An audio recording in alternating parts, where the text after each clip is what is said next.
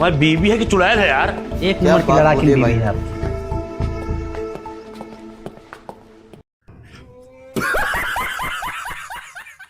जी, बांग्लादेश में हिंदुओं पे अत्याचार हो रहा है। हिंदुओं की सेफ्टी के लिए मोदी जी ने मजबूती से आवाज उठाया है। आप आवाजें नहीं उठाते हैं। जब गाजा में पीसफुल मेजॉरिटी पर अटैक हुआ था तो हमारे पप्पू जी मजबूती के साथ आवाज उठाए थे। ट्वीट पे ट्वीट, ट्वीट पे ट्वीट, ट्वीट पे ट्वीट मार दिए थे।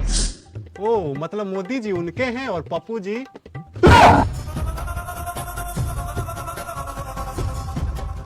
न। ठीक ठीक ठीक।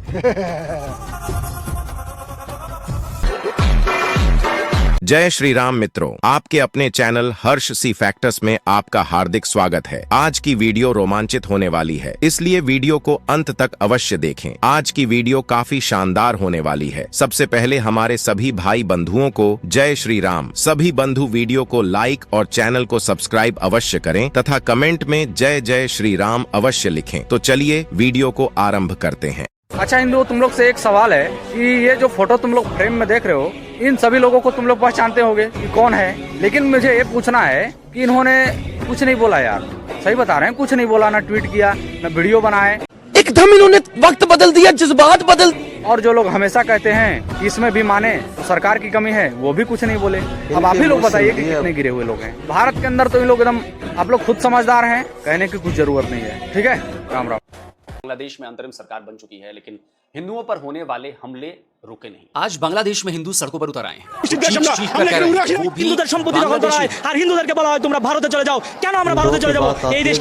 देश के 52 जिलों में अल्पसंख्यकों पर 205 हमले हो चुके हैं। 8 अगस्त को बांग्लादेश की इंटरिम गवर्नमेंट के चीफ मोहम्मद यूनुस ने पद संभालते ही कहा था कि उनका पहला काम हिंसा रोकना और लॉ एंड ऑर्डर को दुरुस्त करना है। लेकिन ना तो हिंसा रुकी और ना ही हालात सामान्य हुए हैं। न्यूयॉर्क में यूनाइटेड नेशंस के हेडक्वार्टर के बाहर बांग्लादेश में हिंदुओं पर की जा रही हिंसा के खिलाफ प्रोटेस्ट निकाला गया। अमेरिका, ब्रिटेन, कनाडा समेत दुनिया के कई देशों में ग्लोबल प्रोटेस्ट का आयोजन भी किया गया। मस्जिदों को निशाना बनाया जाता है तो वो इन लोगों के लिए मुद्दा है, लेकिन अगर हिंदुओं पर हमले हों, मंदिरों को तोड़ा जाए, जलाया जाए, वो इनके लिए मुद्दा नहीं। तो ये दोगलापन नहीं है तो क्या है? जब भी देश को नुकसान पहुंचाने वाली बात हो, कांग्रेस सबसे आगे दिखाई देती है। यही नहीं, अभी और सुनिए। चाहे विदेशों में जाकर भारत की डेमोक्रेसी पर सवाल उठाना हो, चाहे मणिपुर जैसे सेंसिटिव इशू पर राजनीति करना हो। अब लेटेस्ट हिंडनबर्ग रिपोर्ट को ले लो। हिंडनबर्ग कह रहा है कि उसकी पिछले साल की आई रिपोर्ट पर इसीलिए एक्शन नहीं हुआ क्योंकि सेबी चीफ माधवी बूच ने अडानी की ऑफशोर कंपनीज में इन्वेस्टमेंट किया हुआ। सारा विपक्ष देश के गद्दारों से मिला हुआ है। असम्पशंस बताई गई हैं और ये बात कन्वीनियंटली छिपा ली गई है कि 2017 में माधवी ने अपने सारे शेयर बेच चुकी थी और ये तो कॉमन प्रैक्टिस है, इसमें कहीं कॉन्फ्लिक्ट ऑफ इंटरेस्ट ही नहीं है। लेकिन नहीं, कांग्रेस को मुद्दा मिल गया। पिछले साल भी हिंडनबर्ग रिपोर्ट पर ऐसे ही डर फैलाया गया था कि एसबीआई और एलआईसी डूब जाएंगे। आखिर क्यों? राहुल गांधी देश की ग्रोथ से चिढ़ते क्यों हैं और क्यों बजाय भारत के साथ खड़े होने के विदेशी ताकतों के साथ खड़े होते हैं? भाई अब बांग्लादेश के हिंदू भी जग चुके हैं और वहाँ की लड़कियां भी जग चुकी है। ये जो आप लोग वीडियो देख रहे हैं, उसमें पता है लड़की के हाथ में क्या है? एक हाथ में है डंडे और दूसरे हाथ में जो बोतल के अंदर हिंदू शेर जाग चुका है, उसमें लाल मिर्च को घोरा गया है। ठीक है, जो जिहादी सामने आया बस स्प्रे कर दो, उसकी औकात पता चल जाएगी वहीं पे। बिल्कुल सही है, कोई दिक्कत नहीं है। जब अत्याचार हुआ है तो उसका भी ईंट का जवाब पत्थर से देना पड़ेगा। इस वीडियो को शेयर कीजिए। जय हिंद, जय श्री राम। आज प्रत्येक हिंदू को जागने का वक्त आ गया है। आज विपक्ष के मुंह पर लात मार दो। आप लोगों ने कहा था विपक्ष अच्छा होना चाहिए, क्या विपक्ष ऐसा अच्छा होना चाहिए? बस हवा निकल गई। जो हिंदू जो पीड़ित हो रहे हैं, जो उनके ऊपर दुष्कर्म हो रहा है, उसके ऊपर आवाज नहीं उठा सकता और लोकतंत्र के मंदिर में खड़े होकर वो विपक्ष बोलता है हिंदू हिंसकवादी होता है। हिंदू हिंसकवादी होता है तो शेख हसीना भारत में क्या करने आई 57 इस्लामिक कंट्रियां छोड़ करके?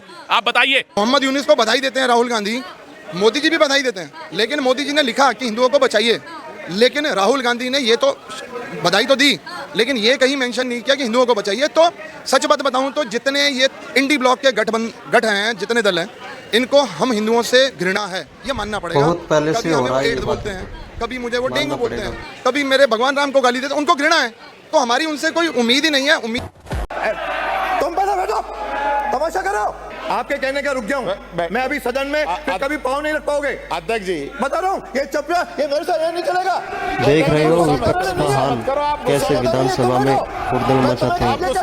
के खिलाफ प्रस्ताव लाओ, फिर आज सदन चले नहीं चले। क्या यूं करके मेरे से बात कर रहे हो? अध्यक्ष से बात कर रहे हो? इतनी कमी नहीं है। एक मिनट, आप विराज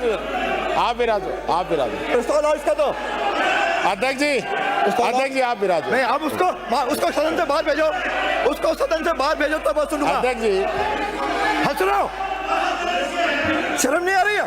माननीय अध्यक्ष महोदय, मैं प्रस्ताव करता हूं श्री मुकेश भाकर सदस्य राजस्थान विधानसभा द्वारा आज जो आसन की तरफ उंगली उठाकर जो अभद्र व्यवहार किया गया है उसके लिए वर्तमान सत्र की बैठकों से निलंबित किया जाए। इनको सदन से निलंबित किया जाता है। मार्शल निकालो, अब मार्शल निकालो जो हो।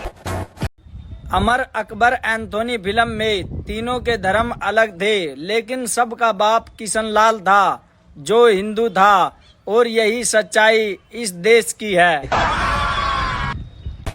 आज न्यूयॉर्क की सड़कों पर एक संस्था है जिसका नाम है हिंदू एक्शन। ये बांग्लादेशी हिंदुओं के लिए प्रोटेस्ट कर रहे हैं यूएन के बाहर। क्या आपको किसी भी तरीके का प्रोटेस्ट भारत के अंदर दिखाई दे रहा है? क्या आपको किसी भी तरीके का कमेंट विपक्षी नेताओं के द्वारा दिखाई दे रहा है? नहीं। इसका जवाब है बिल्कुल नहीं। हमारे देश के नेता बांग्लादेशी हिंदुओं के मुद्दे पर एकदम चुप हैं, कारण समझ में नहीं आता। लेकिन वही अगर मैं बात करूं अमेरिका के 2 ऐसे सांसदों की जिन्होंने बांग्लादेशी हिंदुओं को लेकर चिंता जताई है, जिनमें से एक का नाम है पैट फॉलन। इन्होंने स्ट्रांगली बांग्लादेश में हो रहे अत्याचार, जो हिंदुओं के ऊपर अत्याचार हो रहा है, उसकी निंदा की है। और दूसरे हैं राजा कृष्णमूर्ति, जो डेमोक्रेटिक पार्टी से आते हैं, और उन्होंने भी चिंता जताई है कि बांग्लादेशी हिंदुओं की हालत बांग्लादेश में खराब है, उसकी निंदा करनी चाहिए। लेकिन यहाँ के आप ढूंढ लीजिए कि आपको कोई विपक्षी नेता जो बांग्लादेशी हिंदुओं के मामले पे कुछ एक ट्वीट, कुछ एक बात भी कह रहे हैं क्या? दुनिया का सबसे खूबसूरत नाम। हमारे नेताओं का डबल स्टैंडर्ड बताती हूँ। आपको याद होगा कुछ महीनों पहले इजराइल और फिलिस्तीन का मुद्दा बहुत तूल पकड़ा था। उस समय हमारे देश में कई सारे राज्यों में विधानसभा इलेक्शंस चल रहे थे, जिसमें से एक राज्य में मैं भी मौजूद थी जिसका नाम है मध्य प्रदेश। मध्य प्रदेश इलेक्शन के बीच में कांग्रेस पार्टी जो है वो मीडिया को बुलाती है और वहाँ पे एक प्रेस नोट रिलीज करती है जिसमें वो बताती है कि कांग्रेस पार्टी पूरी तरीके से फिलिस्तीन के साथ खड़ी है। और वहीं जब आज हिंदुओं की ये हालत है बांग्लादेश के अंदर, हमारे इजराइल फिलिस्तीन तो बहुत दूर है, बांग्लादेश बहुत नज़दीक है, हमारा पड़ोसी मुल्क है, लेकिन आज बांग्लादेश में हिंदुओं के साथ ये सब कुछ हो रहा है। तब राहुल गांधी ना प्रेस नोट करते हैं रिलीज, ना ही अपने ट्विटर हैंडल पर कुछ कहते हैं, कुछ भी उनका एक शब्द जो है वो बांग्लादेशी हिंदुओं के लिए नहीं बोला जाता है। आप लोग ये जो फोटो फ्रेम में देख रहे हैं ना, इसमें एक दलित लड़की है और एक मुसलमान लड़का है। भाई खुला खुला सुन लो, इस मुसलमान लड़के ने इस दलित लड़की को मार दिया। अब देखिए मैटर क्या हुआ कि इस लड़की का भाई भीम आर्मी में काम करता था, इस लड़की को तो इंसाफ मिला नहीं। अब वो बंदा बोल रहा है कि अब हम भीम आर्मी को छोड़ दिया, भैया भीम आर्मी वाले तो हमें इंसाफ नहीं दिलाने पाए। जब एक दलित लड़की को वो इंसाफ नहीं दिलाने पाए क्योंकि ये जो लड़का है वो मुसलमान है और उन लोगों का वोट बैंक गड़बड़ा जाए, मैटर समझा कीजिए, ठीक है। तो अब सोच लीजिए कि उन लोग कितने गिरे हुए हैं, एक हत्यारे को बचाने के लिए लगे हुए हैं। यही है दलितों के मसीहा कहे जाने वालों की सच्चाई। राम राम। साहब इसको बचा लीजिए, काफी क्रिटिकल सिचुएशन है, इनके पास 1 मिनट का समय है। काफी समय है सर। अंदर लीजिए, बचा लेंगे, अंदर लाइए, अंदर लाइए। क्या हो डॉक्टर साहब, क्या हो? सॉरी, मरीज हमारे हाथ से निकल गया। मतलब मरीज को हम बचा नहीं पाए। आप तो बोले थे कि 1 मिनट में बचा लेंगे। देखिए दरअसल बात ऐसा है कि हमारे सर यूट्यूब से देख के ऑपरेशन करते हैं। मरीज के पास 1 मिनट का टाइम था और यूट्यूब ने 1.5 मिनट का ऐड दिखा दिया, तब तक मरीज गोइंग टू डेड।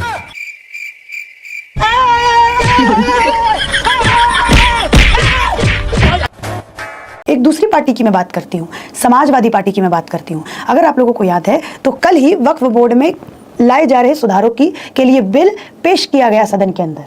सबसे पहले अखिलेश यादव जी खड़े हुए और उन्होंने कहा कि ये बिल मुसलमानों के विरोध में है और ये बिल दर्शाता है कि भाजपा कितना नफरत जो है वो मुसलमानों से करती है। ये उन्होंने छाती ठोक करके कहा था कि मैं इस बिल का समर्थन नहीं करता। लेकिन वहीं बांग्लादेश के हिंदुओं के ऊपर हो रही प्रताड़ना पे उन्होंने एक सवाल, एक शब्द तक नहीं कहा। आप जाइए उनका ट्विटर हैंडल चेक करिए, देखिए कहां पर आपको बांग्लादेशी हिंदुओं का जिक्र मिलता है। आप खुद जाइए और उनका एक्स पर जाकर के उनका अकाउंट चेक कीजिए। मेरे को किसी और देश के मुझे किसी और देश के पॉलिटिक्स से कोई मतलब नहीं है। किस देश में क्या हो रहा है मैं अपने देश के बारे में जानना चाहता हूं और इसको सही करना चाहता हूं। I don't want to. ऐसे दोगलों की वजह से ही आज बदनाम है। बांग्लादेश में कुछ लेना नहीं है, हिंदू कुछ भी हो मेरे को मतलब नहीं है। यहाँ पे आप हिंदू सेव करो। अरे आप जैसे सेकुलर हिंदू करने देंगे? इनके बाप वैसी ना, फिलिस्तीन, राफा है ना, गाजा, उनके लिए संसद में क्या कहेंगे, फिलिस्तीन जिंदाबाद। इन दोगले लोगों को उस पर शर्म आना चाहिए। तुमको बांग्लादेश से मतलब नहीं है। बाड्रा फिलिस्तीन के लिए बोलेगी, मुलायम का बेटा फिलिस्तीन और गाजा और राफा के लिए बोलेगा, है ना, तो उसको क्यों मतलब है भाई? तुमने जाके पूछा?